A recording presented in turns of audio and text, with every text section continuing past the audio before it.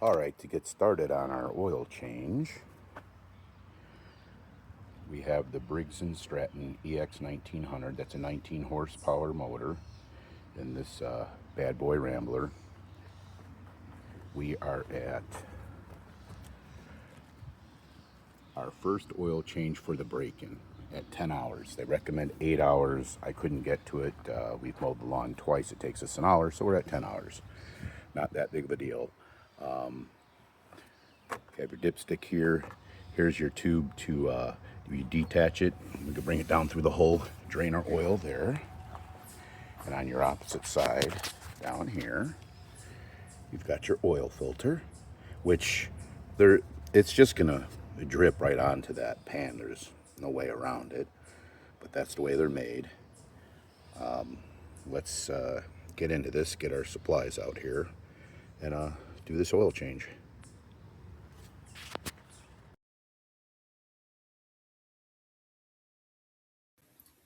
Here are some different styles of oil filter wrenches and the supplies I'll be using. You can see here the Blackstone Labs kit that they send you for free as free postage so that you can take your sample, send it in, and see what's in your oil. Here you can see that they want you to run no more than 10% ethanol, that 15% will harm your engine. What people don't realize, since COVID, they have passed where they lower the octane, add more of the ethanol to bring it back up to 87%, and you're actually running 15% ethanol on the pump that does tell you it's 10%. This is something they have done through COVID, and it is again going on this summer. Has not hurt any of my motors, but just thought I'd point that out there. All right, I have the filler cap loose. We have the drain right here, which just bend it back a little bit, well, push it down actually. Feed it through the bottom hole. And then we'll go down there and disconnect it to drain it.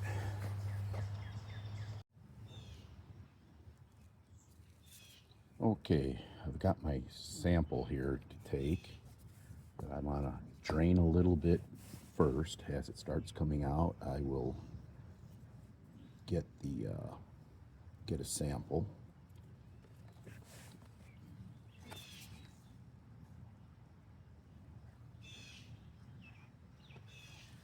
They only hold about 1.5 to 2 quarts. I'm straining it into a small clear container here so we could look at it and see if we could actually see any contaminants. Let this finish draining.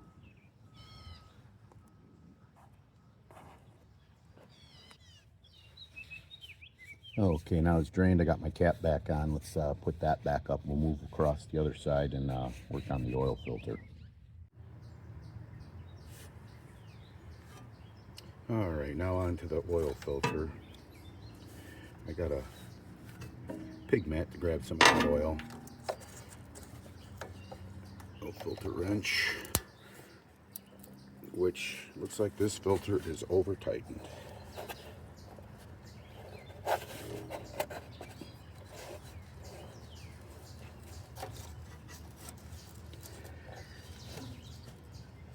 There she goes.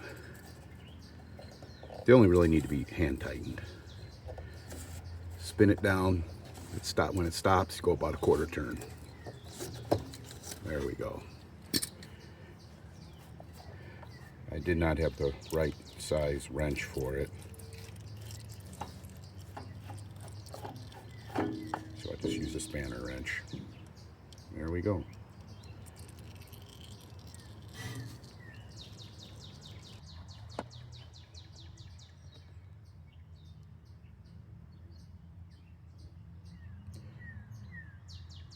It's got some discoloring. The reason they want you to do it after 8 hours is to break in any fine metals in there such that it wear off, get in there. But that's what we've got. Let's put the new one on.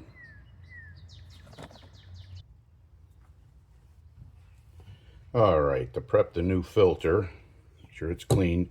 We'll make sure our surface on the motor is also clean. All you need is a little bit of oil to lubricate that seal. You can see it's wet now. So you can put it on there.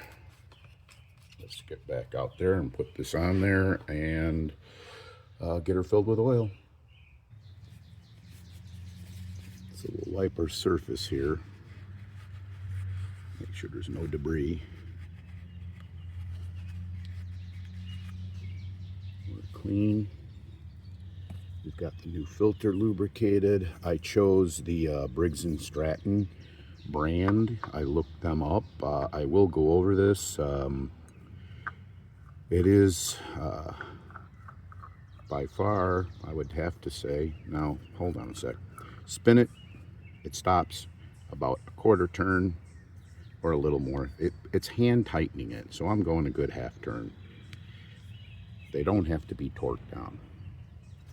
But this filter, its micron rating for the particles to go through it is very good. I will go over that, what they are and what the other filters are and how much they cost, basically. I think we're going to save that for another video. But for right now, we've got our filter on, and let's fill her up. All right, dipstick out. Should be, from what I'm finding, 1.5 quarts. The other motors they offer that are larger, 22 horse, they got a Kohler and I believe a Kawasaki. I believe they take 2 full quarts. Let me get in a good position here.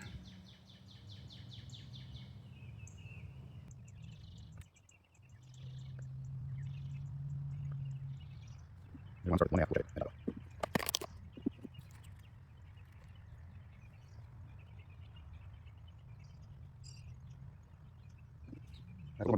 We'll run it first to fill up the oil filter. Let me take care of that and we'll come back.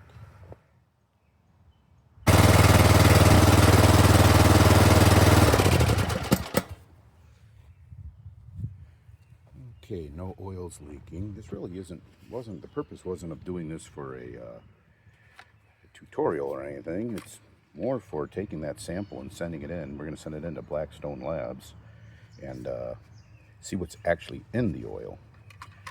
Never had a new mower where I was able to do that, to see what the break-in actually entails, if there's actually particles in there.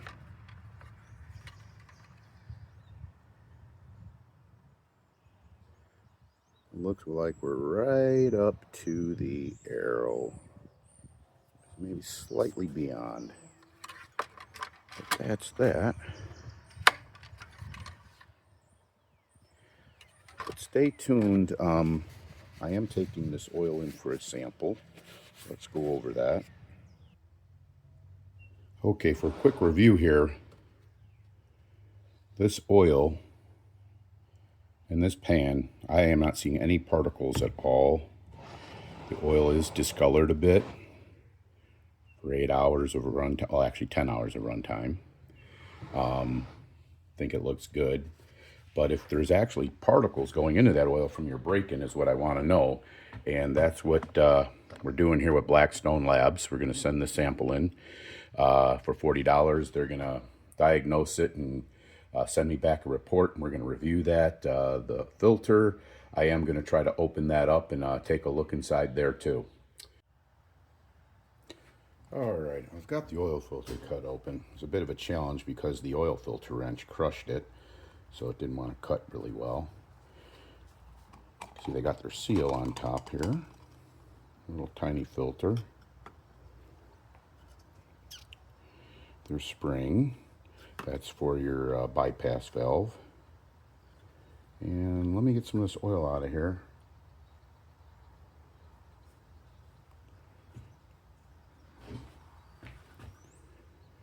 There's a couple particles, shiny stuff in there, but I think that's from me cutting the can open. I do not think that's from the motor.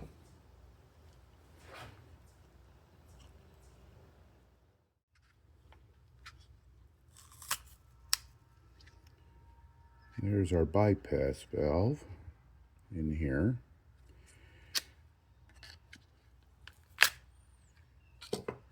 Glued on really well.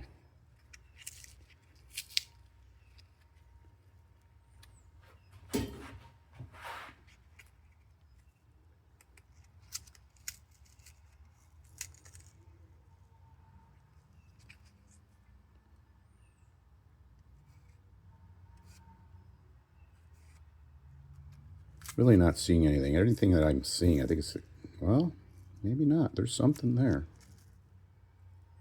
Yes, definitely. Let's see if we can get this to focus over here. The camera's not showing it that well, but I definitely, looks like some little metal pieces or aluminum.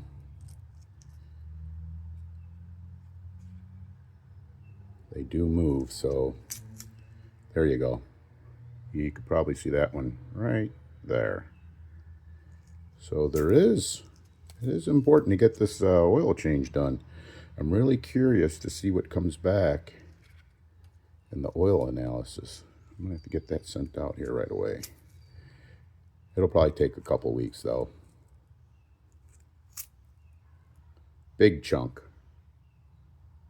All right. So guys, do that first oil change. I use the 10W30 is what they recommend, synthetic. I use that. Doesn't say you have to, depending on your climate too. If you're in an all-time hot weather, I would have to say straight 30 is another one they recommend. But since I'm up northern Illinois here, we get cold. I do use it in the cold, moving my trailers around. So with the synthetic, it won't gel up. Well, there you have it. We'll get back to this with the oil analysis.